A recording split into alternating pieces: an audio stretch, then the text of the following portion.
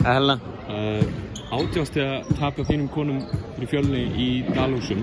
Það var svolítið ólíkt leiknum sem var bara fyrir viku síðan. Hver er munurinn? Þið leiðið lungan úr þeim leik. Já, ég meina í síðustu leik vorum við betri í líklegast 35 að 40 mínútur og þær skipti svæði og við hrundum eftir það. Ég held við varum, undirbúin fyrir leikinn dag. Ég veist það var erfitt að segja, þetta vildi maður hafa eitthvað sögum. Það var bara, ekki nógu vel gert. Við náum niður í 5 stig og erum að spila bara virkilega vel. Og svo setja þær bara, Ívar setur 9 stig í röð og það bara slekkur alveg okkur. Það bara greinilega gefst þau svolítið.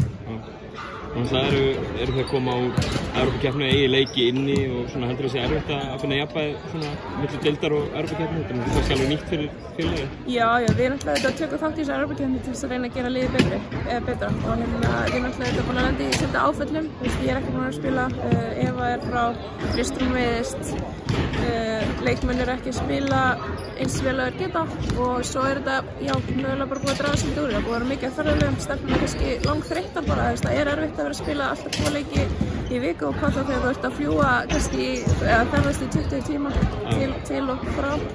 En það er engin afsökun og við vissum alveg hvað við vorum að fara í og ég held við þurfum bara svolítið að ná áttum. Við erum bara svolítið týndar akkurat núna, það vantar ekkert leiðtoginn á völlinn og við þurfum bara að vinna í okkar hluti. Mikið sterkum liðum í þessari deild þetta tímabili. Við tökum bara þessi efstu 5 liði. Þetta eru gífurlega hæfileikar lið.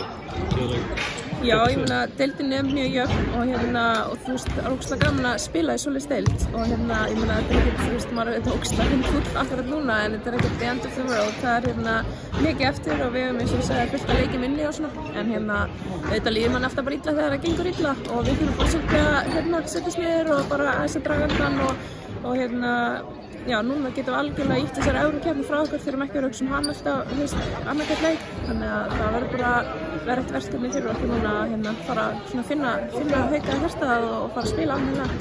Að lokum, milljónballara spurningin, hvað er langt í að þú reynir á skóna aftur? Bara örstugt, sko. Ég á bara smá í land og þetta tekur bara tíma og ef það heldur áfram sem braut þá vonandi bara eitt leikur fyrir jól eða eftir jól eða hvað er, það er alltaf stutt. Ég byrja bara að vera með á æfingum í vikunni og svona, ég er bara ógeðslega leiðilegt að geta að gera með en vonandi bara stutt í mig.